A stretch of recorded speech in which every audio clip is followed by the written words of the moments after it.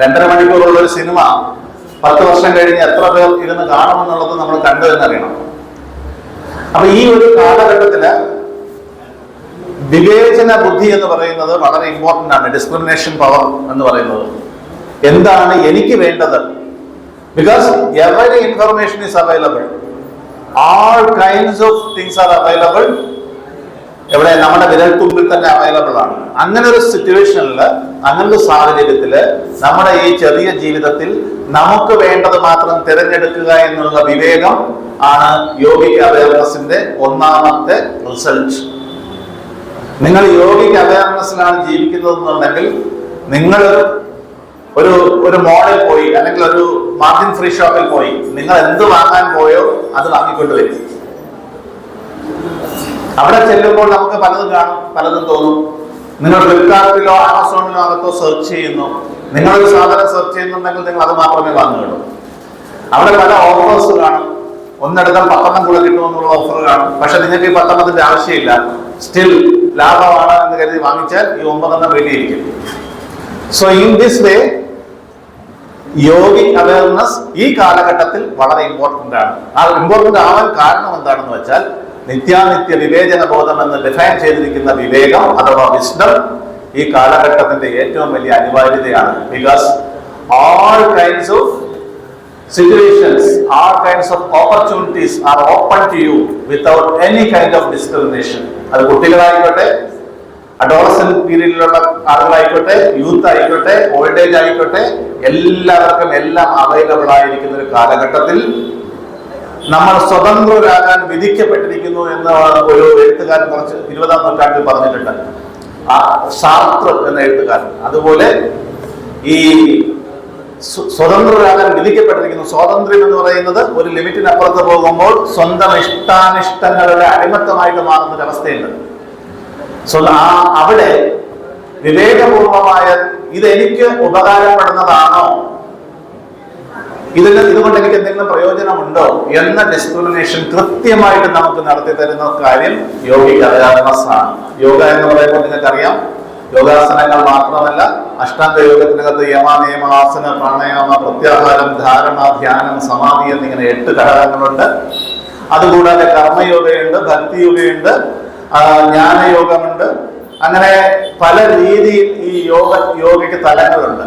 അതില് ഈ എഴുത്തുകാരൻ തന്നെ പറയുന്നുണ്ട് ധ്യാനത്തെ കുറിച്ച്. എനിക്ക് അദ്ദേഹത്തിന്റെ ഒരു വരി വളരെ ഇഷ്ടപ്പെട്ടൊരു വഴി അതിനകത്തുണ്ടായിരുന്നു. അതായത് നിങ്ങളുടെ ബോധവും പ്രപഞ്ചബോധവും തമ്മിൽ സമരസപ്പെടുമ്പോൾ ധ്യാനം വിടരുന്നു എന്നൊരു സെന്റൻസ് ഞാൻ കണ്ടായിരുന്നു. അതായത് ഈ ആധുനികമായിട്ടുള്ള ശാസ്ത്രീയ കണ്ടെത്തലുകൾ, എൻറ്റാങ്കിൾമെന്റ് പോലുള്ള കണ്ടെത്തലുകളുടെ ഈ കാലഘട്ടത്തിൽ ഇവിടെ ഇരിക്കുന്ന ഒരു പാർട്ടിക്കിളും, ഒരു സബറ്റോമിക് പാർട്ടിക്കിളും, ഒരു ഗാലക്സി കടന്നുപോയ ഒരു സബറ്റോമിക് പാർട്ടിക്കിളും തമ്മിൽ പോലും ഒരു സട്ടിൽ റിലേഷൻഷിപ്പ് ഉണ്ടെന്ന് തെളിഞ്ഞുകൊണ്ടിരിക്കുന്ന ഈ ഒരു കാലഘട്ടത്തിൽ നമ്മൾ മനസ്സിലാക്കേണ്ടത് എന്താണെന്ന് വെച്ചാൽ മനസ്സുകൾ തമ്മിൽ ഇതേ രീതിയിലുള്ള ഒരു എൻടാങ്കിൾമെന്റ് ഉണ്ട്. നമ്മുടെ മനസ്സെന്ന് പറയുന്ന എനർജി ഫീൽഡിന് നമ്മുടെ പ്രോട്ടീൻ സ്ട്രക്ചറിനെയും അമിനോ ആസിഡുകളെയും വരെ കൺട്രോൾ ചെയ്യുവാനുള്ള കഴിവുണ്ട്. ആ എനർജി ഫീൽഡ് കൺസ്ട്രക്റ്റീവ് ആക്കാൻ, സത്സംഗമാക്കാനായി തീർച്ചയായും സഹായിക്കുന്ന ഒന്നാണ് യോഗിക് അവയർനെസ് എന്ന് പറയുന്നത്. വളരെ ചുരുക്കി ഇതെങ്ങനെയാണ് നേടിയെടുക്കാൻ കഴിയുക, എവിടെ നിന്നാണ് സ്റ്റാർട്ട് ചെയ്യാൻ കഴിയുക? ഞാൻ എന്ന വ്യക്തിയിൽ നിന്നേ നമുക്ക് തുടങ്ങാൻ കഴിയും. എന്റെ ഇഷ്ടങ്ങൾ എന്താണ്, അനിഷ്ടങ്ങൾ എന്താണ്? എന്റെ എല്ലാ ഇഷ്ടങ്ങളും എനിക്ക് നല്ലതിനാണോ? എന്റെ പല ഇഷ്ടങ്ങളും എന്റെ നല്ലതിനായിരിക്കില്ല. എനിക്ക് ഇഷ്ടമില്ലാത്ത പല കാര്യങ്ങളും എനിക്ക് വളരെ നല്ലതിനായിരിക്കും. രാവിലെ എഴുന്നേറ്റ് 6 മണിക്ക് യോഗ ചെയ്യുക എന്ന് പറയുന്നത് എനിക്ക് ഇഷ്ടമില്ലാത്ത കാര്യമായിരിക്കാം, പക്ഷെ എന്റെ ശരീരത്തിന് അത് നല്ലതിനായിരിക്കും, മനസ്സിനും അത് നല്ലതിനായിരിക്കും. എല്ലാ ദിവസവും മധുരം കഴിക്കുക എന്നുള്ളത് ഒരു പക്ഷേ എനിക്ക് വളരെ ഇഷ്ടമുള്ള കാര്യമായിരിക്കാം, പക്ഷെ ആ മധുരം കഴിക്കുമ്പോൾ ഇഷ്ടമുണ്ടെങ്കിലും അത് എന്റെ ശരീരത്തിനോ എന്റെ മനസ്സിനോ എല്ലാ ദിവസവും ആ കഴിക്കുന്നത് ചിലപ്പോൾ നല്ലതിനായിരിക്കില്ല. അപ്പോൾ നമ്മുടെ എല്ലാ ഇഷ്ടങ്ങളും നല്ലതിനല്ല, എല്ലാ അനിഷ്ടങ്ങളും ചിലപ്പോൾ ചീത്തയുമല്ല. അപ്പോൾ ഇത് വേർതിരിച്ചറിയുവാനുള്ള ഉൾക്കാഴ്ച നമുക്ക് കിട്ടും എപ്പോൾ യോഗിക് അവയർനെസ്സിലേക്ക് വന്നാൽ. രണ്ടാമത്തെ കാര്യം, നമ്മുടെ ഉള്ളിൽ തമസ്, രജസ് എന്നിവ എങ്ങനെ പ്രവർത്തിക്കുന്നു എന്നുള്ളത് പഠിക്കണം. എങ്ങനെയാണ് നമ്മുടെ ഉള്ളിലുള്ള ഡിലേയിങ്, പ്രൊക്രാസ്റ്റിനേഷൻ, നാച്ചർ, എങ്ങനെയാണ് നമ്മളിലുള്ള ലേസിനെസ്, ഇതെല്ലാം മനസ്സിലാക്കുമ്പോൾ അത് നമ്മുടെ ചിന്തകളെ എങ്ങനെ ഇൻഫ്ലുവൻസ് ചെയ്യുന്നു, നമ്മുടെ ജീവിതത്തിന്റെ വിജയത്തെയും പരാജയത്തെയും എങ്ങനെ ഇൻഫ്ലുവൻസ് ചെയ്യുന്നു എന്നുള്ളതെല്ലാം മനസ്സിലാക്കി കഴിയുമ്പോൾ തമസ് എങ്ങനെയാണ് നമ്മുടെ മനസ്സിൽ പ്രവർത്തിച്ചു കൊണ്ടിരിക്കുന്നത് എന്നുള്ളത് അറിയാൻ കഴിയും. അതുപോലെ തന്നെയാണ് രജസ്. നമ്മുടെ ആസക്തികൾ, നമ്മുടെ തീരുമാനങ്ങളെ എപ്പോഴും സ്വാധീനിക്കും. നമുക്ക് ഏറെ ഇഷ്ടമുള്ള ഒരു കാര്യത്തിന്റെ യാഥാർത്ഥ്യമായിട്ടുള്ള ഒരു അവസ്ഥ നമുക്ക് അറിയാൻ കഴിയില്ല. നിങ്ങൾക്ക് വളരെ ഇഷ്ടമുള്ള ഒരു വ്യക്തിയുടെ യഥാർത്ഥമായിട്ടുള്ള സ്വഭാവം നിങ്ങൾക്ക് പെട്ടെന്ന് മനസ്സിലാവുകയില്ല.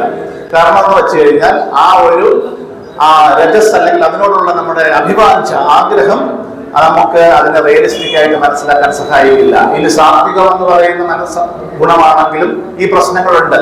നമ്മൾ എല്ലാത്തിനെയും നന്നായി, എല്ലാത്തിനോടും ദയയോടും എല്ലാത്തിനോടും കാരുണ്യത്തിനോടും എല്ലാവർക്കും ദാനവും ചെയ്യുന്ന ആളാണെങ്കിലും നമ്മുടെ ജീവിതത്തിനകത്ത് ഈ ഇംബാലൻസ് ക്രിയേറ്റ് ചെയ്യപ്പെടും. അതിനെ സാത്വികമായ എന്നറിയപ്പെടും.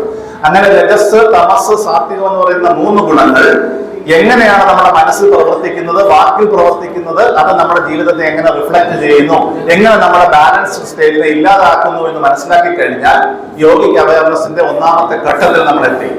2ാമത്തെ ഘട്ടം എന്ന് പറയുന്നത് ഇതിനെ എങ്ങനെ നമുക്ക് അതിജീവിച്ച് റിയാലിറ്റിയെ സാഹചര്യങ്ങൾക്കനുസരിച്ച് റിയാലിറ്റിക്ക് പറ്റിയ രീതിയിലുള്ള പ്രതികരണം നമ്മുടെ മനസ്സിൽ നിന്ന് എങ്ങനെ നൽകാം, ശരീരത്തിൽ നിന്ന് എങ്ങനെ നൽകാം, വാക്കിലൂടെ എങ്ങനെ നൽകാം, പ്രവൃത്തിയിലൂടെ എങ്ങനെ നൽകാം എന്നുള്ളതാണ് 2ാമത്തെ. അതിനുള്ള നിയന്ത്രണം നമ്മുടെ മനസ്സിലുണ്ടാകണമെന്നുണ്ടെങ്കിൽ വൈകാരികമായിട്ടുള്ള, ഇമോഷണൽ ആയിട്ടുള്ള ഒരു കൺട്രോൾ നമുക്കുണ്ടാകണം. അപ്പൊ അതാണ് ഇതിന്റെ 2ാമത്തെ ഘട്ടം എന്ന് പറയുന്നത്. ഇത് രണ്ടും നേടിക്കഴിഞ്ഞാൽ നമ്മൾ ഏകദേശം യോഗിക് അവയർനെസ്സിൽ എത്തിയിരിക്കുന്നു എന്ന് മനസ്സിലാക്കാം. നമ്മുടെ ശരീരത്തിനകത്ത് നോക്കൂ, എല്ലാം ബാലൻസ്ഡ് സ്റ്റേറ്റിലാണ്. നിങ്ങൾ സോഡിയവും പൊട്ടാസ്യവും ബാലൻസ്ഡ് ആണ്. നിങ്ങളുടെ ഉള്ളിൽ ആസിഡും ആൽക്കലിയും ബാലൻസ്ഡ് ആണ്. പഞ്ചഭൂതങ്ങൾ ബാലൻസ്ഡ് സ്റ്റേറ്റിലാണ്. ഇതിൽ ഏതെങ്കിലും ഒന്ന് അങ്ങോട്ടും ഇങ്ങോട്ടും പ്രൊപ്പോർഷൻ മാറിപ്പോയാൽ നമുക്ക് എന്തെങ്കിലുമൊക്കെ അസുഖം വരും. അതുപോലെ തന്നെ ജീവിതത്തിനകത്ത് financial stage, income expense balanced ആയിരിക്കണം. ഈ ഒരു ബാലൻസ് എന്നുള്ള വാക്കാണ് യഥാർത്ഥത്തിൽ യോഗ സമത്വമുച്ഛതി എന്ന് പറയുന്നത്. ഇതാണ് എനിക്ക് യോഗിക് അവയർനെസ്സിനെ കുറിച്ച് പറയുവാനുള്ളത്.